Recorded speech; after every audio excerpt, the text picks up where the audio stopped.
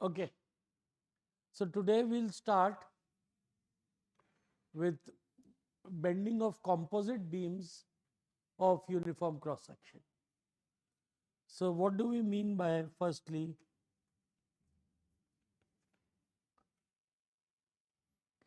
a composite beam means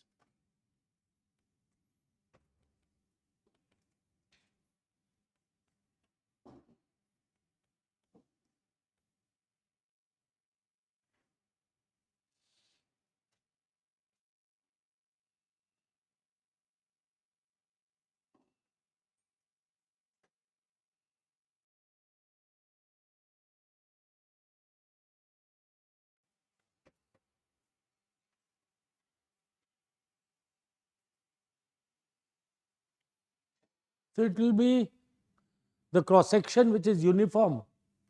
So here we do not allow a change in the cross section. It's made up of two different materials which are glued together. Now why would you like to make a composite beam instead of normal one material beam? The properties of one of them will be different. Maybe one of them is stronger or one of them is lighter. You want to make a lighter structure, but then it may be very expensive, so you can't make it with that whole material. So you try to mix up the two materials and try to get a property of this. So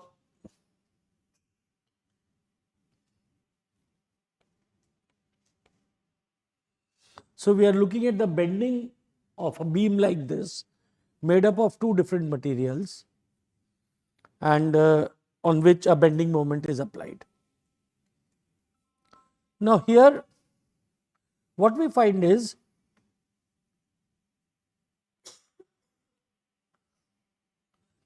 we had derived this relation that the strain is equal to minus y by rho. Anything in pure bending undergoes a strain in the, there's a tensile or a compressive stress, because of which there is a strain.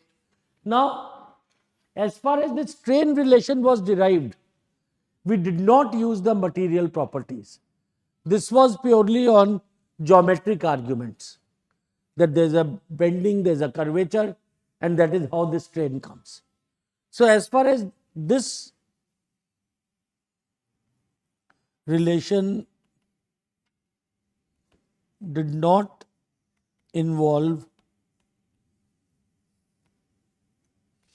material properties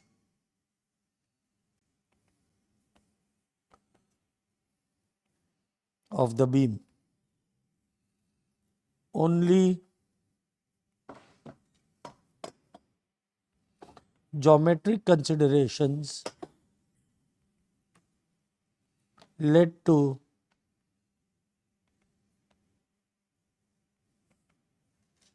this relation. So that means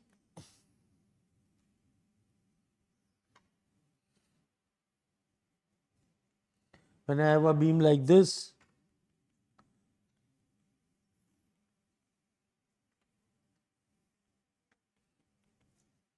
I have so far, now let us say the neutral axis is here. When we did this argument on neutral axis also, we decided later how to get the neutral axis. First we assume there is a neutral axis. So let's say there is a neutral axis, it could fall in part 1 or part 2 depending on the properties, but if the neutral axis is like this, then what we realize is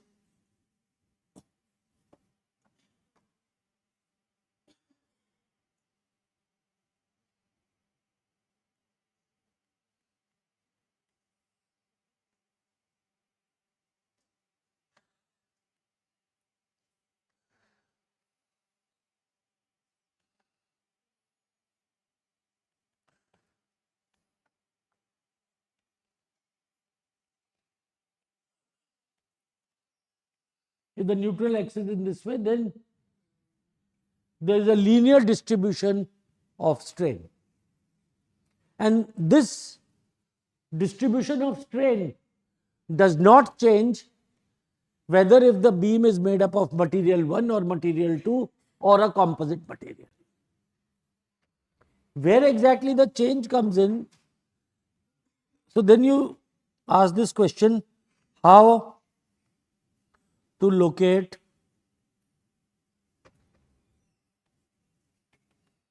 neutral axis of the beam. So let us say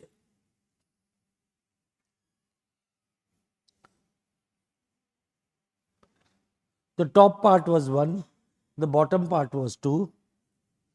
So now sigma 1, the stress in part 1 will be equal to E1 times epsilon x, and stress in part 2 sigma 2 will be equal to E2 times epsilon x. And this is where now the property of the beam comes into picture, that the stresses, strains will be independent, but stresses will depend on the material property of the beam because of.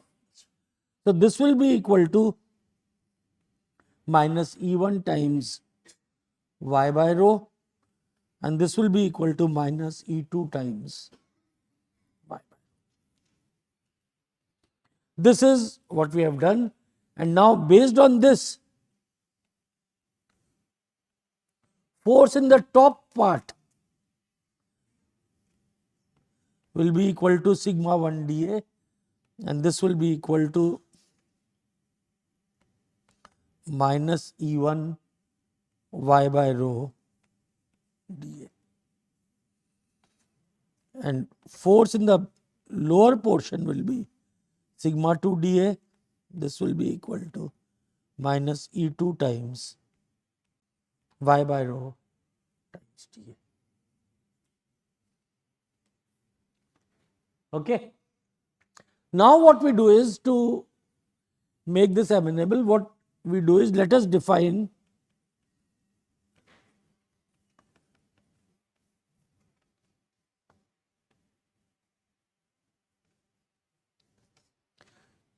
the ratio of the two elasticities.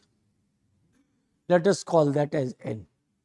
Let E2 upon E1 be equal to, in fact, N, I can also call it as N2, then E1 upon E1 will be N1.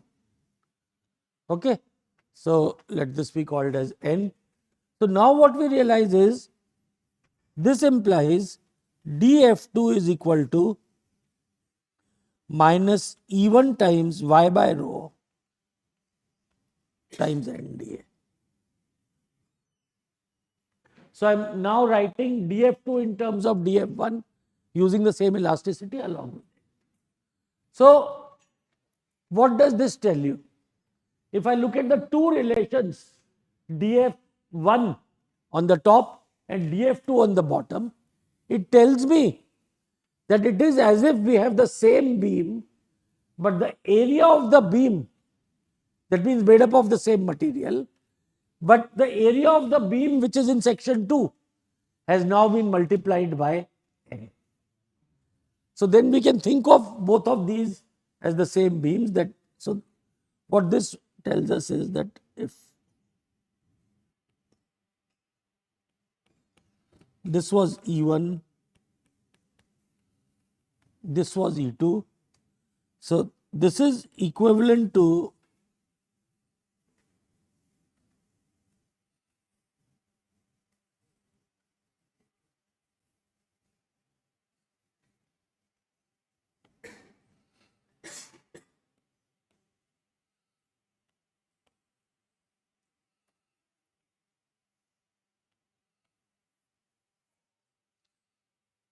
so these two are equivalent. That means the bottom beam now, the rectangle changes its area and it becomes equal to N times B.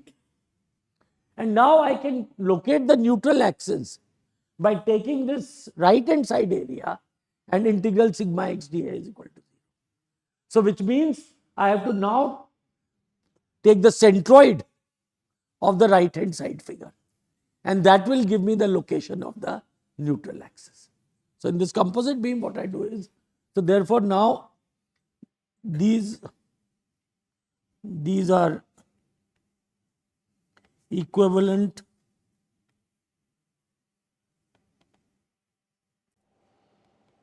configurations area of portion 2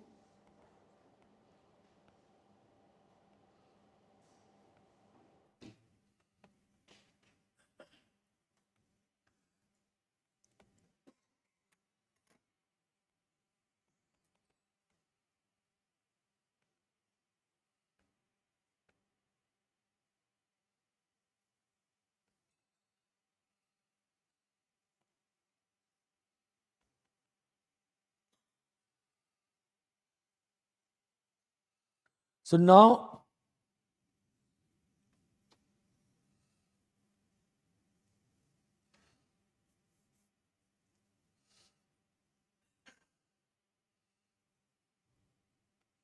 let's see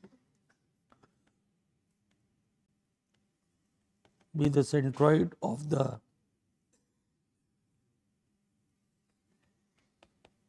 composite area.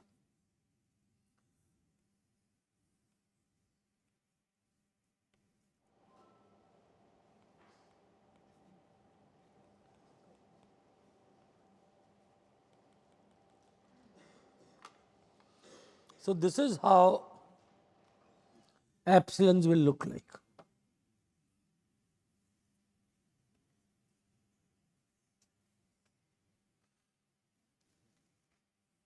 Now when I decide to look at sigma,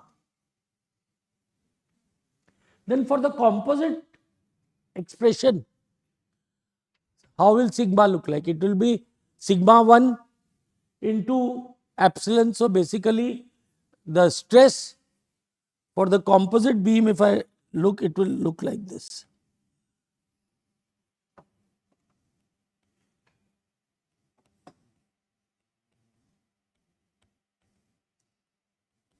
E1 times epsilon, this is the stress distribution for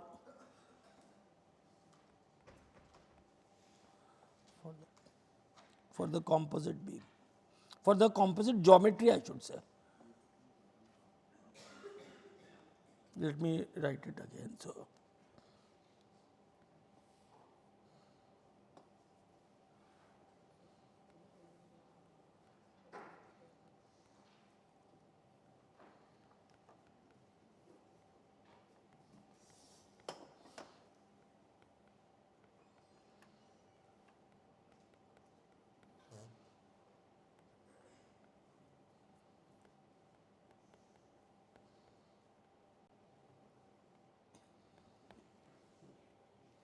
but so now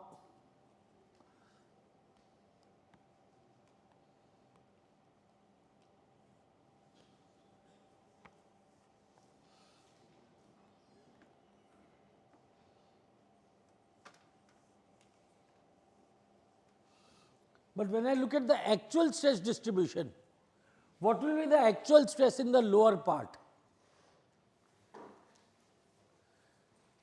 So this is how first I will get the distribution as if the whole, so this composite geometry means here as if whole beam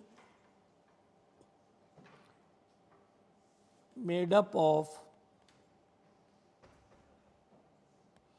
material 1. The geometry has changed, but it is as if the whole beam was made up of material 1. But when I calculate the actual stresses, what happens in the lower part? The stresses will be n multiplied by this. So therefore, the actual stress distribution will follow something like this.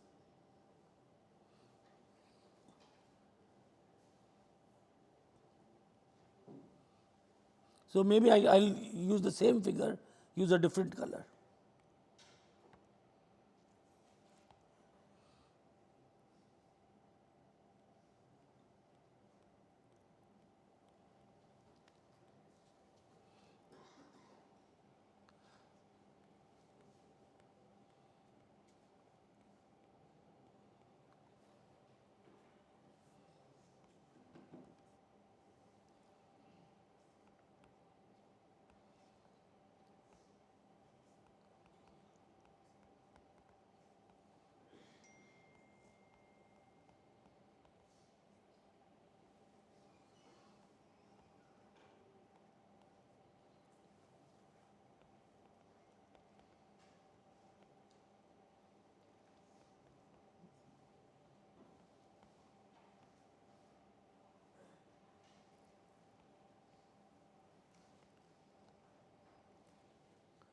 So I make the transform beam, I calculate the stress distribution there, assuming everything is even, and in the part where this thing is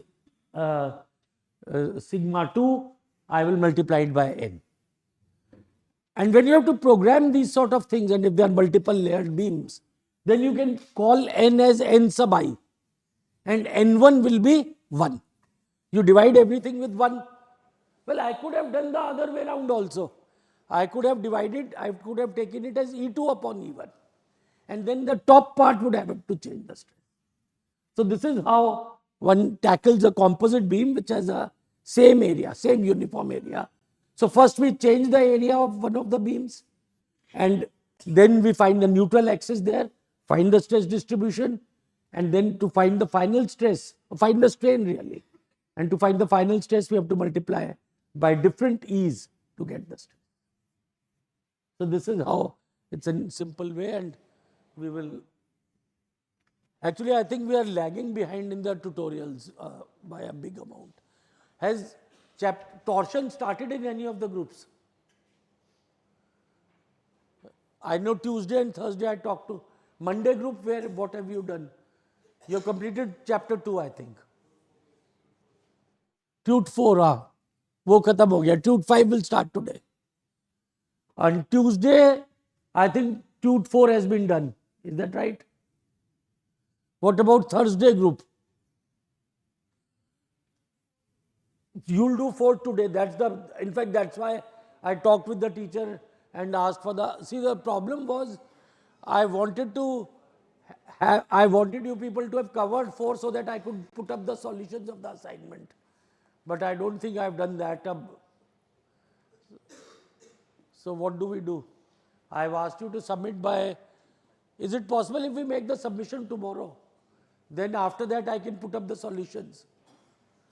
मतलब उससे तुम लोगों को फायदा ये होगा कि 4 के solutions भी quiz से पहले दिख जाएंगे.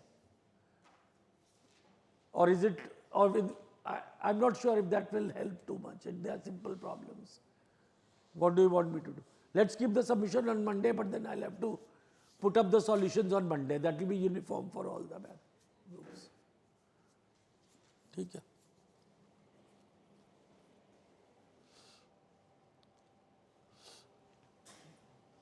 And then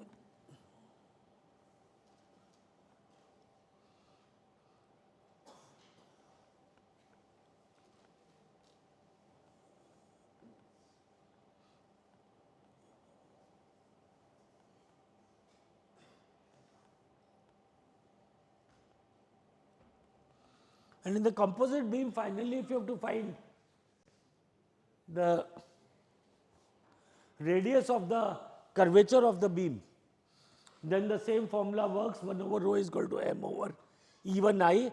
But if you are using E1, then I has to be the transformed section, not the original rectangular section. So this is how then you can find the curvature. So in problems in this chapter, we looked at one of the problem which I did yesterday was one of the solved examples, I think 4.2 or 4.2 of the text. So whatever is missing in the lecture, you can get it from the text. So 4.2 is there. Now, so there are 2 things we have learnt here. One is when a beam is bent. So what you realize is when a bending takes place in a beam, the stress which comes is a normal stress perpendicular to that section. Of course, if you go at any angle, you will get a shear stress also. But perpendicular to the section, bending causes normal stress because the strain which is caused is either compressive or tensile. There is no shear which is called. Plane sections stay plane in pure bending. Therefore, what we get is just a tensile stress which comes in or a compressive stress in the beam. That is what bending does. And it also causes curvature. And we have seen how to find those stresses, how to find the force, and also how to find the curvature. So this is what we have achieved in chapter 4. Once again, the last parts of chapter 4, beyond section 4.4, just see up till where the composite beam is. We will not doing here because We are not going in the plastic zone. Okay. So now, having done this,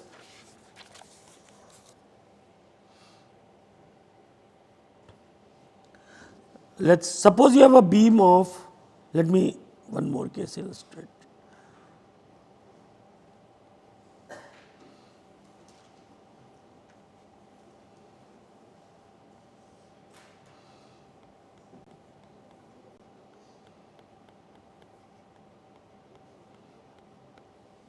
A composite beam like this.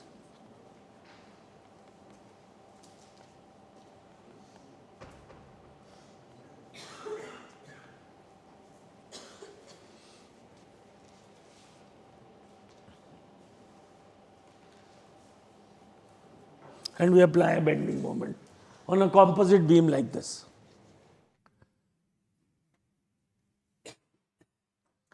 Now, can you say anything about the neutral axis of this beam?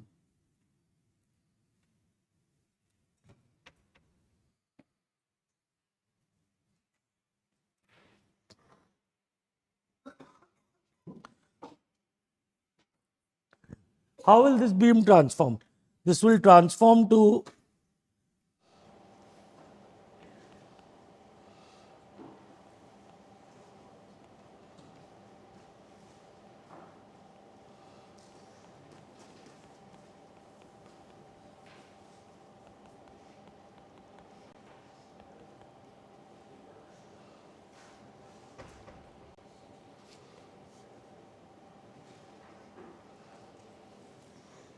if I have a composite beam, or you could think of it as a circular beam also would there, which is covered by something else, or a rectangular beam with even the two top and the bottom are of the same area, and they cover another material in the middle. This is a more likely configuration. If you make a composite beam, you like to make it symmetry. So now if a beam like this is there, what can you say about its neutral axis? Will the position of the neutral axis in the composite beam and the original beam, or if you change the material, will it be the same or will it change? It will be the same because the geometry is such that the neutral axis will not change. So here life becomes slightly more easier, at least you don't have to locate the neutral axis. But of course you have to calculate I, for that you will still have to do a transformation of the area. But in a case like this, in such a case,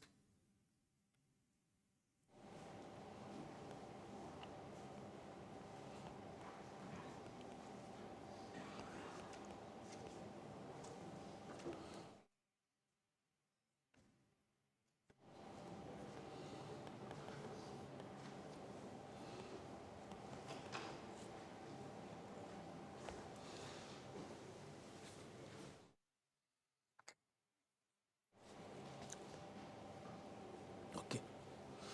So now with this we move on to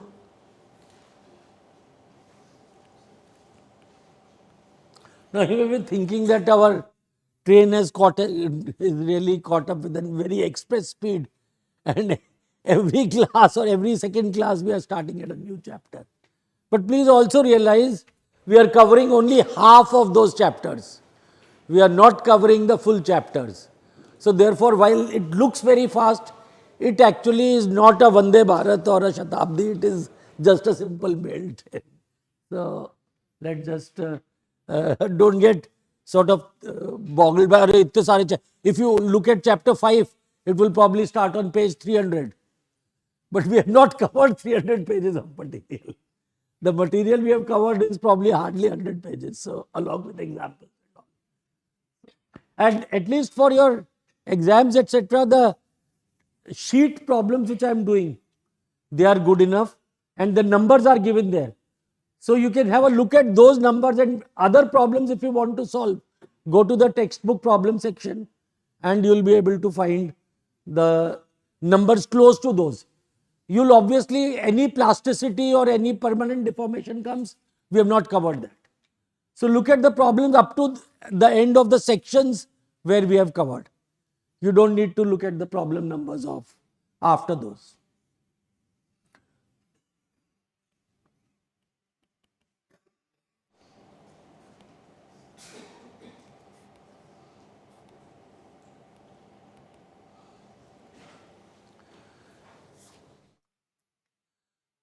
In chapter 5, basically we will be covering something which at least a lot of you would have seen in your APL 100. So, this may be just a repetition if you have done it. Otherwise, I will assume you have not done anything of this in APL 100. Because the sign convention, there is one slight difference. I will follow the sign convention used in a textbook so that we are not getting confused. And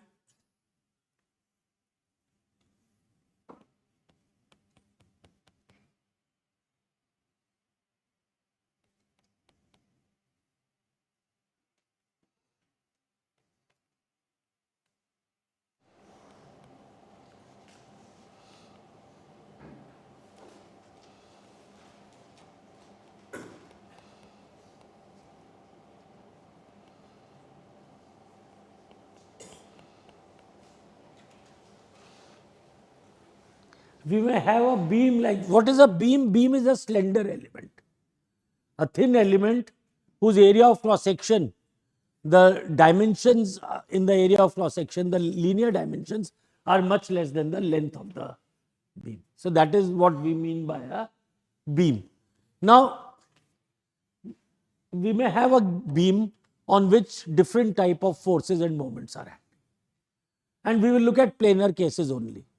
That means the forces, we will look at planar cases.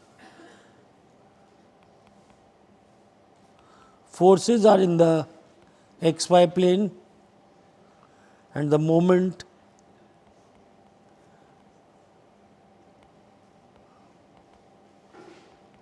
is along z direction.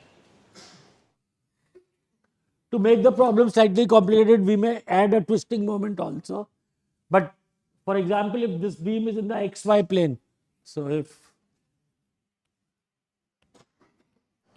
this is the xy plane, then the moment, bending moment, will consider only mz, not my, moment about the z axis, and the moment we show by a curved arrow or a double arrow.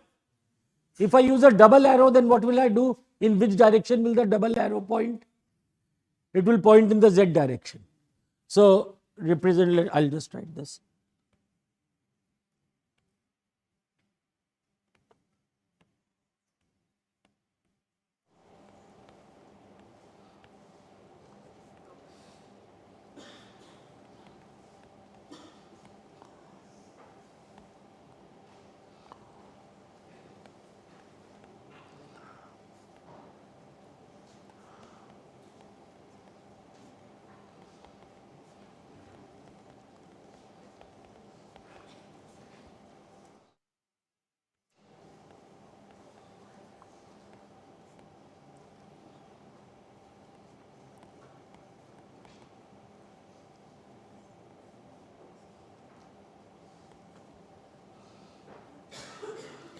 So, example,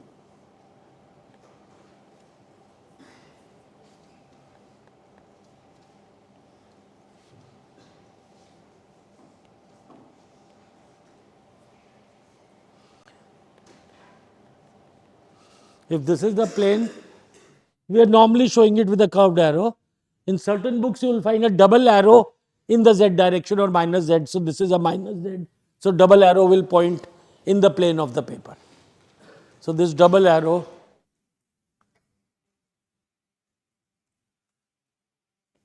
pointing in the plane of the paper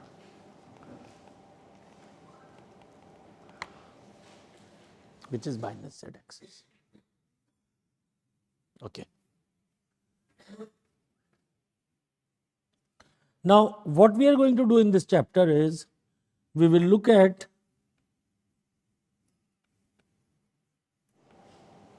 the shear force and bending moment diagrams or expression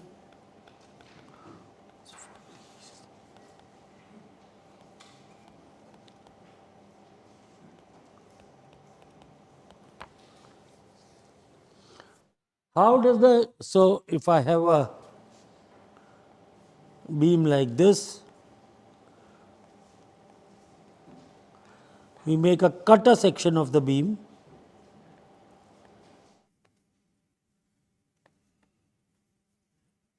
On the cut section,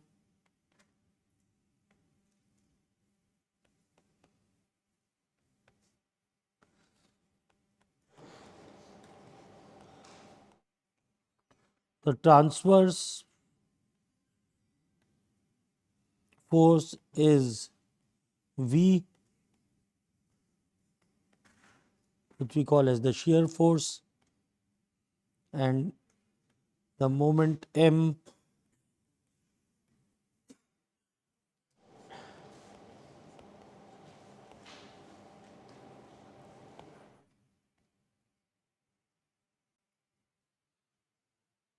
So, what we are doing is, as a function of x, the cut section, there may be an axial force also, but we are not, let's not complicate issues, it just has to be added if it is there. We cut a section. In a cut section, as you have seen in your mechanics course, the general force will be a force and a moment. So, the component of the force which is perpendicular to the axial direction is what we call as the shear force, and the component of moment which is in the perpendicular direction of the plane, that is the bending. So, when you cut a plane force beam on which planar forces and moments are acting, if you cut a section, you will get a shear force and a bending moment. I am assuming there is no axial force. If an axial force is there, then it will come in as A, or you can call it as Rx, Ry, what you call. So, these are the forces and the moments which come on the beam. अरे पीछे क्या बात कर रहे हो? Course से related बात कर रहे हो या कि कल शाम कहाँ गए थे उसकी बात कर रहे हो?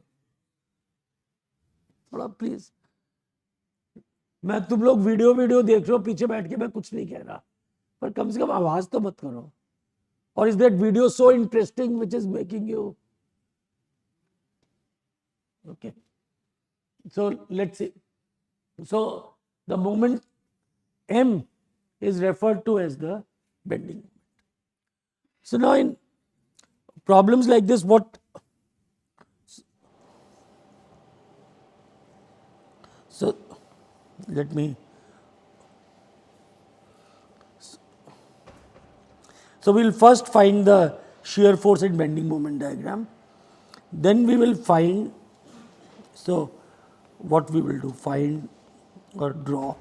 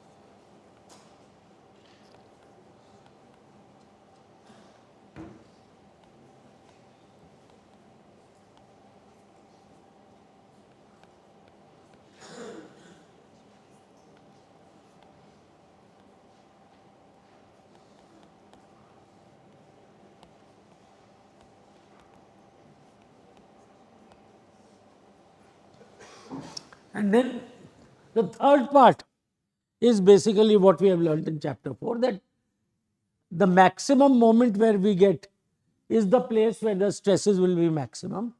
So, we use the modulus I by C. From the bending moment diagram, we find out the place where the bending moment is maximum in magnitude. And then we find the stresses corresponding to that in that section. And that is how we design the beam, that the area of, given the material, either we choose a material which can take that stress where maximum point, and the maximum point will be that of maximum bending, the bending stresses. So, that is what we try to do here. Okay. So, now in this chapter we will be focusing on statically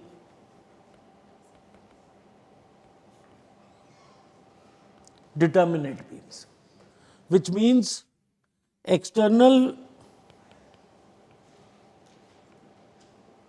reactions can be calculated from statics.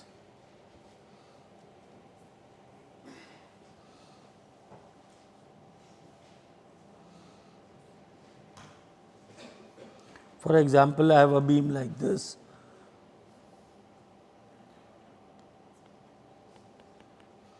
Which is kept on two supports.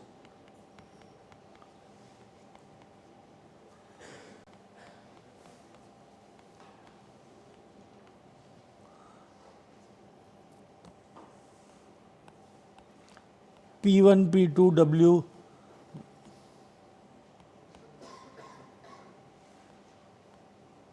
I use the term transverse load. So, transverse load is a load which is acting perpendicular to the beam. So, this sort of load could be there. So, this is a statically determinate beam.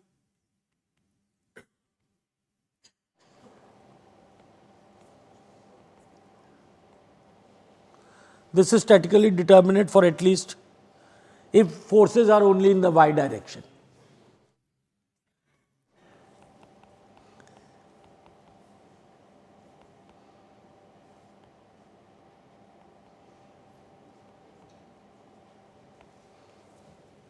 If axial forces are acting, then we will not be able to do this.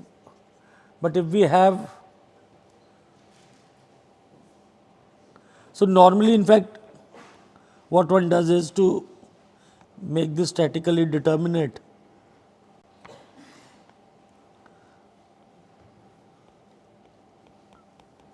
You put if there are rollers on one side, then this becomes statically determinate even for a general loading. Because the X force now on this side is 0, and even if there are X forces acting, then you can get reaction at point A, the X reaction. So, this is a statically determinate beam, but you could have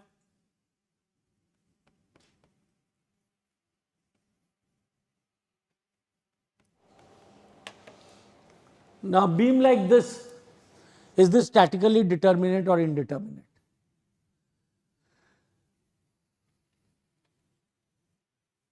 Let us try to answer this. Will this beam be statically determinate? Assuming P1 and P2 are given, there may be more load. How do you decide whether it is statically determinate or not? You try to find the reactions. So how will the free body diagram of this look like? This should be straightforward, I think. P1, P2 will come. What will happen at end A? What will we show? What external sort of forces, moments, what will come at point A? There will be Rx, Ry and one moment, and we can show it in any direction. If we have chosen a wrong direction, so when I draw the free body diagram, I will have Rax, Ray, and because it's a fixed beam, I will also have a moment. I can call it M0, Ma, whatever. And now I know there are three equations and three unknowns. Sigma Fx is equal to 0, sigma Fy is equal to 0, sum of moments about any one point is 0. So I can solve for Rax, Ray and M0. Okay? That is why this is a statically determinate beam. So given the loading, I can find the forces. Now an example of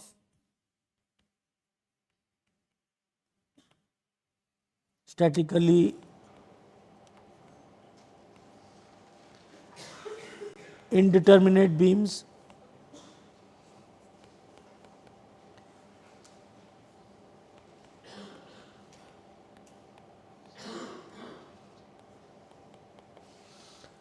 I over constrain the first beam. I also put a roller support on the right hand side. Okay. Now, when I do this, the free body diagram of this beam looks like, so let this be A, let this be B. So, I will still have RAY, RAX, I will have MO, and at this section B, because there is a roller support, I will just get RBY. Now, there is no fixed end, so there will be no moment. It will rotate at that end if you try to. How do you determine this? Of course, must have been done in APL 100. How do you determine that there is only RBY? There is no moment in B. How do I get this? And I did not even put an RBX. Why did I do this?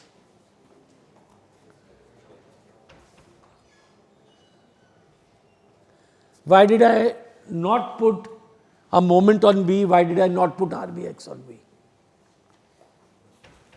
Well, what you do is you try to move the point linearly. Now, if I try to move point B linearly, I can easily move it in x direction because it's a roller, so there is no friction.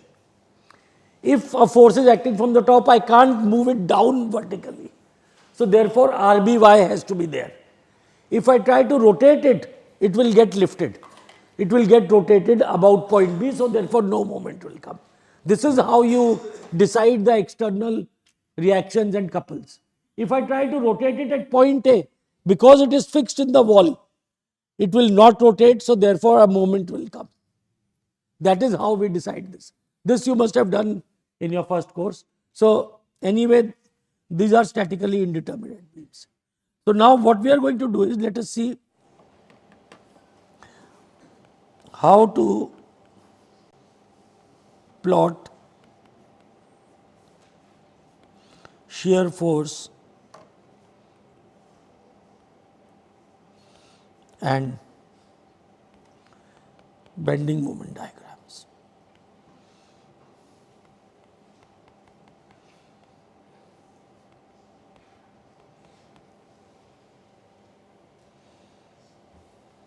Now, SFD implies we plot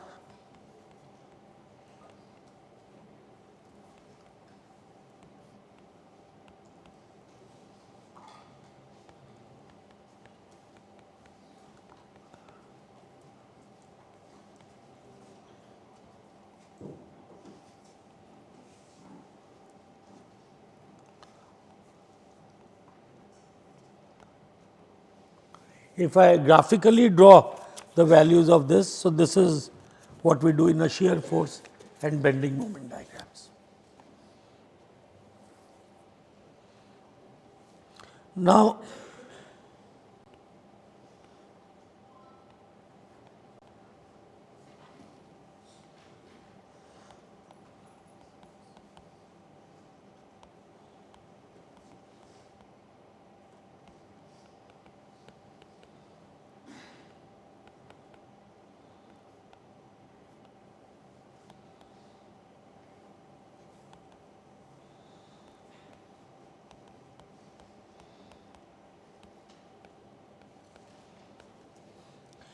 the sign convention may be different in different this thing, but and what this says is if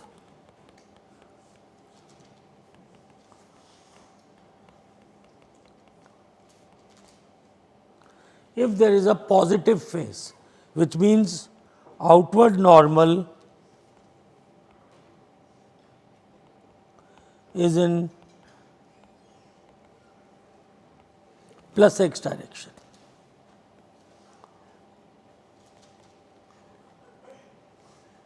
I am looking at this section BB and this is my plus x direction. So, this is a positive phase because the outward normal at section BB, if you cut from the left, you are looking at this beam from the other side, and then if you are traveling like this, then it points in minus x, it's a negative phase. So, in a positive phase, a downward shear force V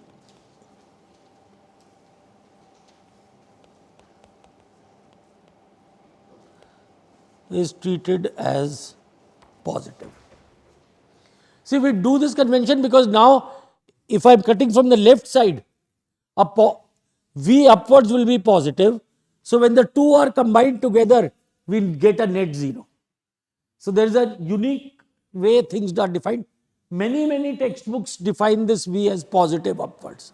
On a positive phase, positive shear force means upwards. But since the textbook we are following uses this convention, we will use it like this. Okay. So, this is how we describe this. And a counterclockwise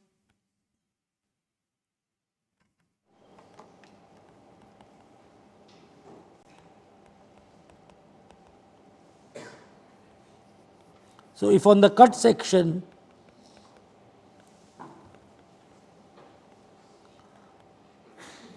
moment M is counterclockwise, it is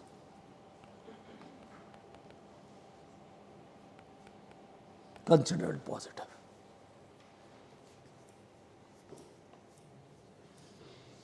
So, this seems to make sense. The first one, well, different books use different things. Normally, we would have said positive phase. That's what you must have. If you have done this in APL 100, then they may have used positive phase, positive direction for force. But and actually, nothing, not much will change even if you use the other convention. Just figures will invert. Whatever you get as positive, I will get as negative. So, no big deal. Maximum bending moment, the magnitude will still not change, whatever convention you use. So, the first thing which we do is step 1 in plotting the first we find supports at the find reactions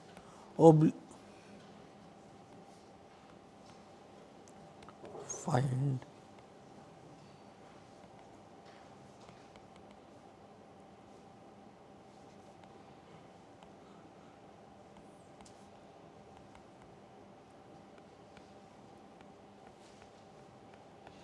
so first we will find these reactions including the moments at the support.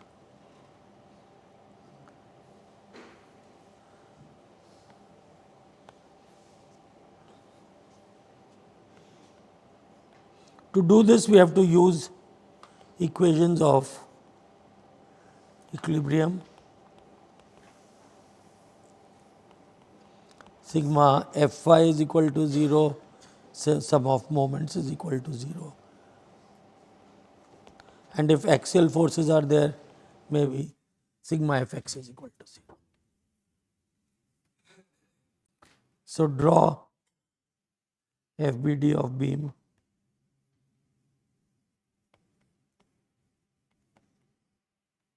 get this.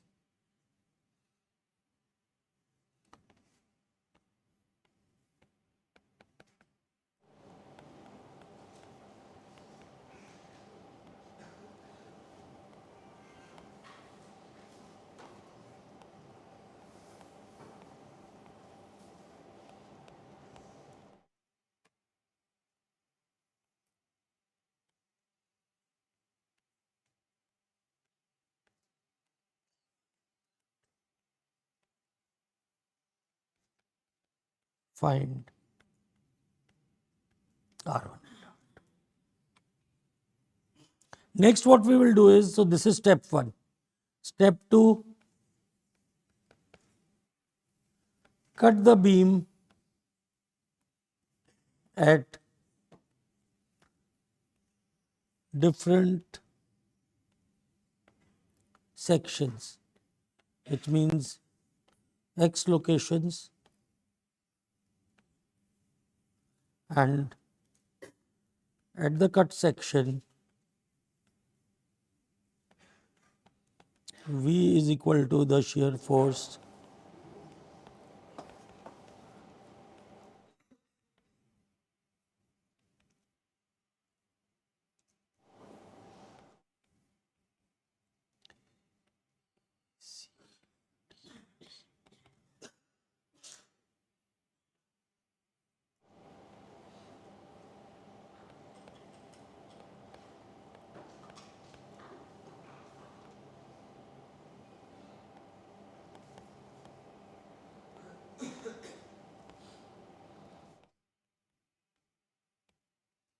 So point B was there, we cut a section between A and B. Because why do I choose B? Because if I start from A, between A and B, nothing new has added. Look at it, look at the figure. So I will cut the section at B, and then what I am going to do is, on this section, I will show V and M, the shear force and the bending moment. And then I use equilibrium to get V and M at this section. And we repeat this for all sections.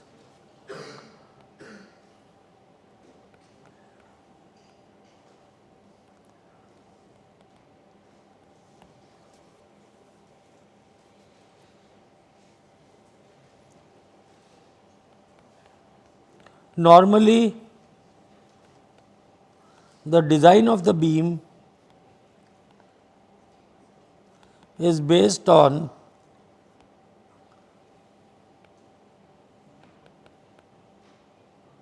maximum normal stress, and sigma m is equal to magnitude of m max C upon I,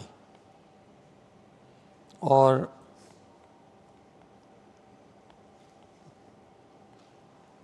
upon S.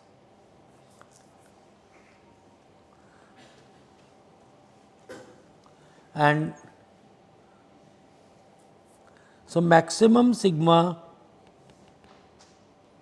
occurs where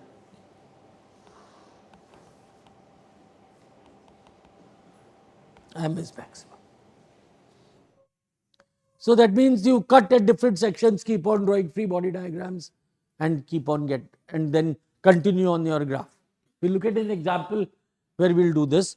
But what one can do is, we can formulate some simple rules by which then we don't have to write equations of equilibrium again and again. So what we do is, these rules are, if we start from x is equal to 0 and move to the right for x greater than 0. So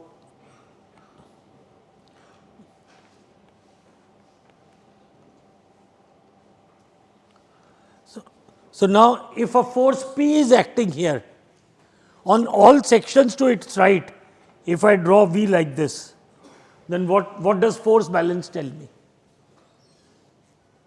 P is equal to V. So we get rule number 1 here. So rule number 1 is, an upward force of P induces a V equal to P on all sections to its right.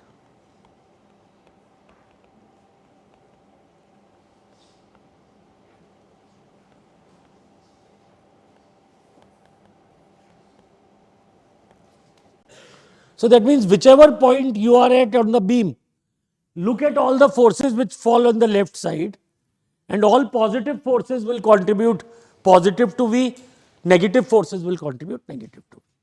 So you can just, by looking at the figure and the section, you can directly write the expression for shear force. Okay? And similarly,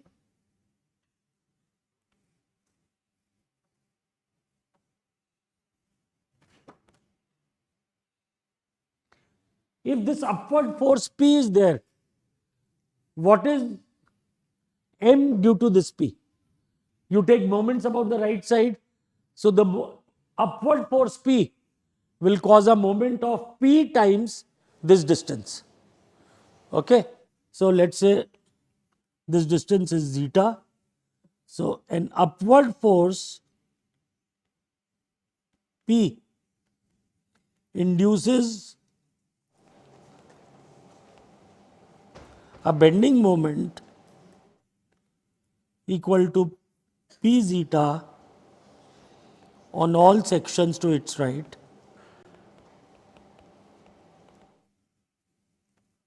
where zeta is the distance from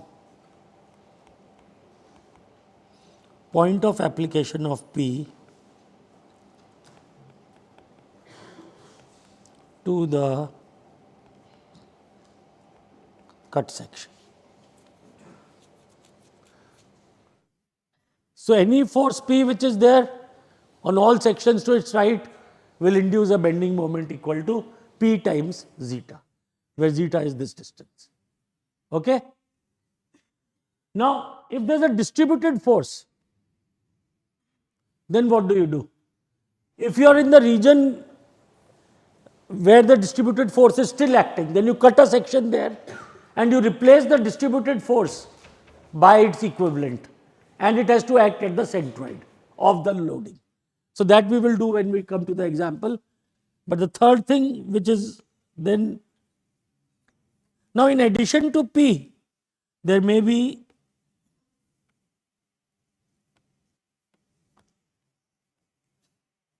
a moment acting on the,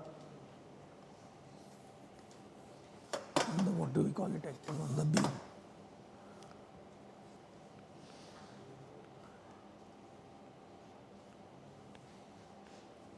Suppose this moment m0 is acting on the beam. Now,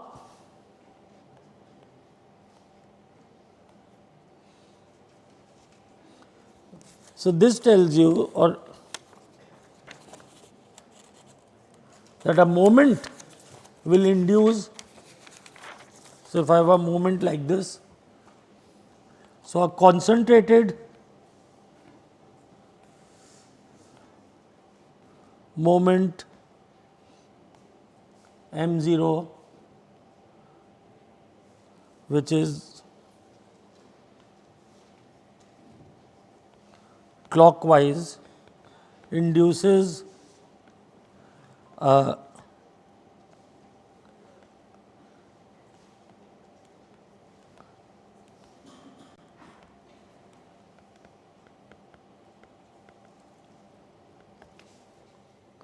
so if a point moment m0 is acting, then on the right side of this we will get a moment equal to, because of this moment we will get a moment equal to m0.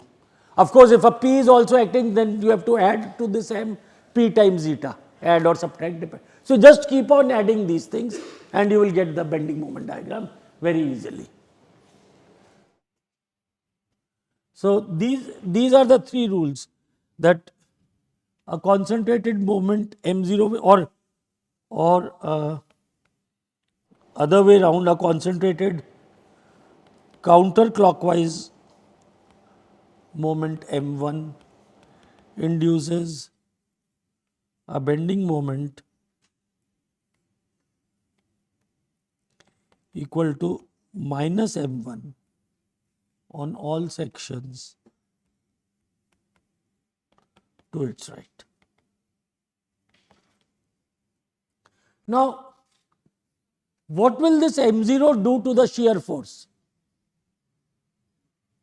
There is no explicit action of m0 on the shear force, but actually it has an implicit role to play, because this m0 will change the reactions at the two ends.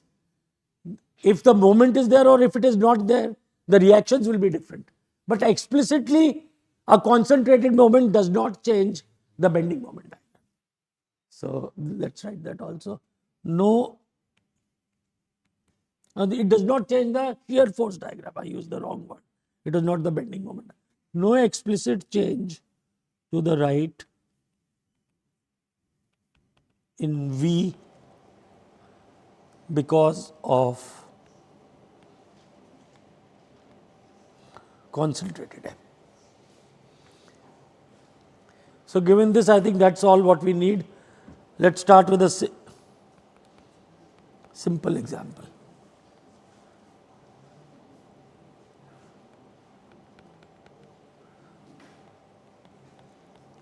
The simplest case, don't even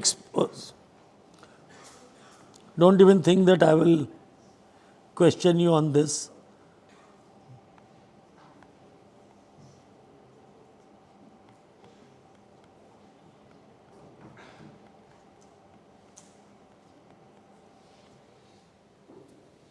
We have a beam on which a point force is acting at the middle. That's it, okay? So here, when we solve this, let's be FBD.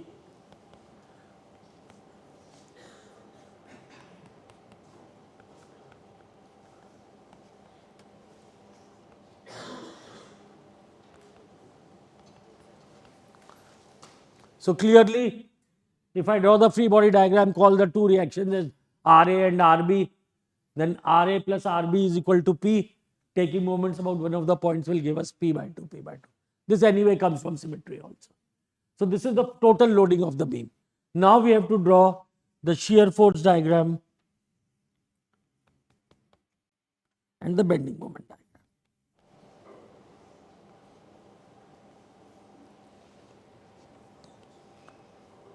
So we start, there is a positive force P by 2. What will it do on all sections to its right? It causes a shear force equal to P by 2. Okay. So now when I start from 0, I will get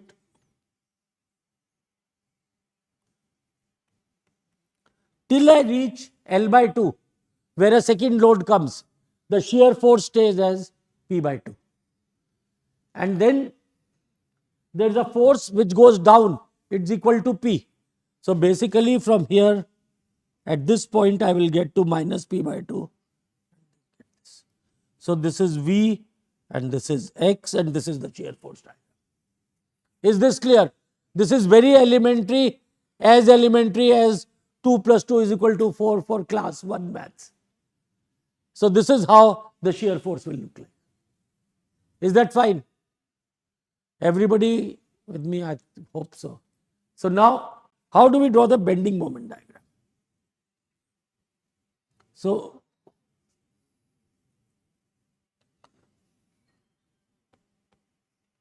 let's also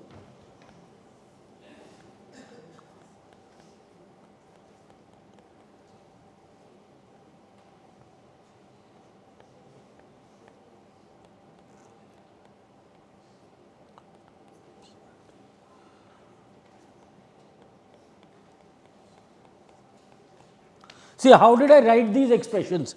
I did not do any calculations. I just looked at the loading. Upward loading till L by 2. So V is equal to P by 2. At L by 2, what happens? I have a minus P. So P by 2 minus P on sections to its right. So it becomes minus P by 2. Okay? So this comes, and these principles will be used for complex loadings also. Just these simple principles. Now when I talk of the bending moment diagram, then from 0 to L by 2, that means I am cutting a section somewhere here at X. What does my rule tell? A positive force induces a bending moment which is positive, isn't it? That's what we have written. A positive force will include a bending moment P zeta. So for 0 is less than L. How will this bending moment look like? The force is P by 2 and I have to multiply by X. Zeta for the cut section is X. So till I go to L by 2,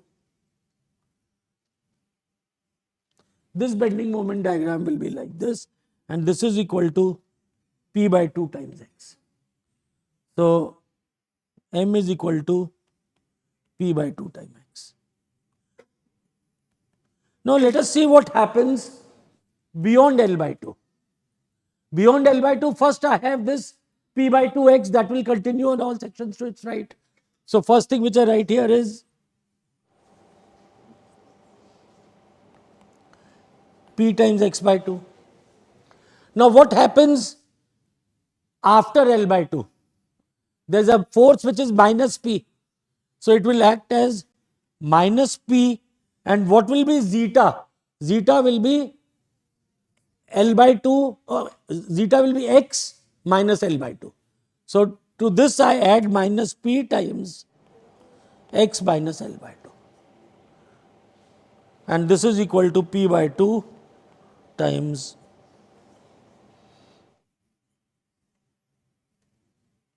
L minus x. So this bending moment diagram will come like this. Okay? Is this clear? So this is just this, you can keep on going like this. Now, what happens is, let's look at a slightly more involved case. The same beam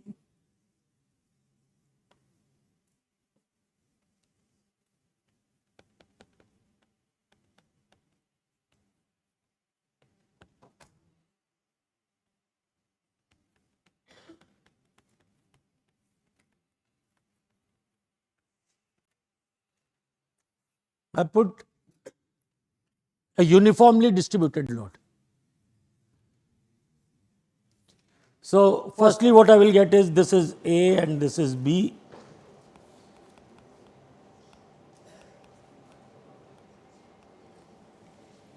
Is this fine? RA is equal to RB is equal to W times L by 2. ठीक है ये? Everybody agrees? Now next, when we go to the shear force diagram, so now when I look at this beam, there is a WL by 2. I cut a section here. This is W of x, this is x. So what is the shear force?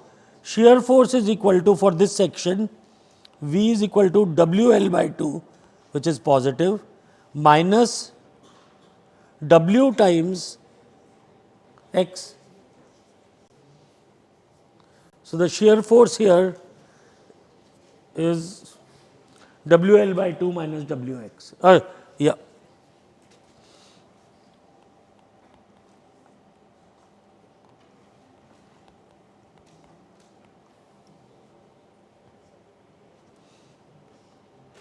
So we start from WL by 2.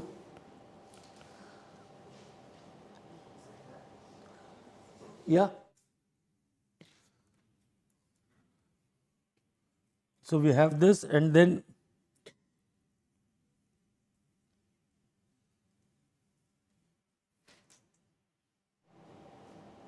so this we keep on, at x is equal to L by 2, V becomes 0, and then it keeps on going down. So this is the shear force diagram. At L by 2, V becomes 0, and then we go down. And what you have to realize is that this is WL by 2 at that end, which is equal to the reaction there. It should match the reaction, okay? And then how do we plot the bending moment diagram?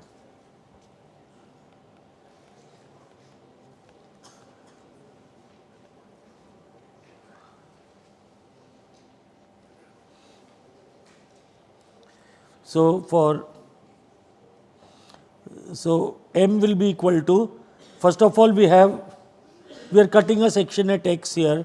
So what is the bending moment due to WL by 2? It will be WL by 2 times x. Okay. So now when we come to the bending moment diagram, so let's cut a section at x. This is WL by 2. And this is W. So now bending moment diagram, first because of WL by 2 is WL by 2x. Now I have made a cut section. What is this total force? It is W and the section is at x. So what is the total force because of W? At this, up till here, it's Wx. Okay? So this force is equal to Wx. And where does this act effectively? It is acting at x by 2. So zeta now is x by 2. So what will happen? We will put minus Wx times x by 2. And that goes on till the end of the beam, and you will realize when you put x is equal to L, the final answer will become 0. So then you can just plot this and you get the bending moment diagram. So bending moment diagram will start from is equal to W by 2 x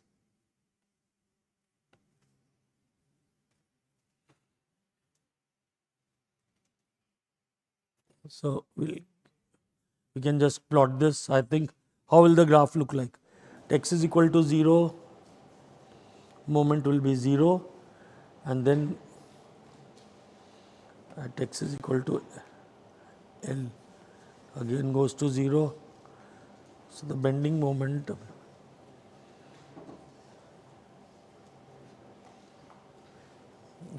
you can plot this. This will just look like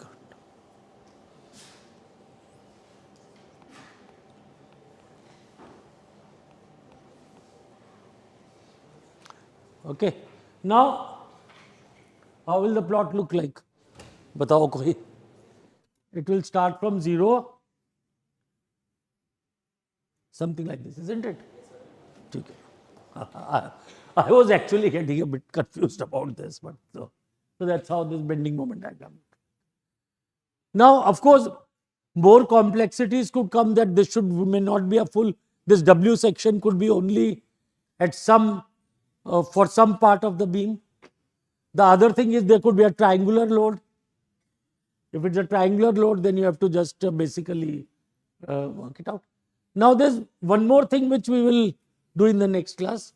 We can also, for a distributed loading, we can find relations and integral relations, that integral of shear force is equal to bending moment and things like that. So we will do that in the next class. How to, and that next class will be not on Monday, it will be on Thursday. Monday we have a quiz, 8:15 a.m. You have to come and sit here. We'll have enough people to take care of. So thoda pehle, be here by about 8:05. And we are asking up to question 2. Chapter 2. I have बंद कर देना recording. I have not decided. Will not ask anything on top. तो वो सब रखेंगे. Minor में बहुत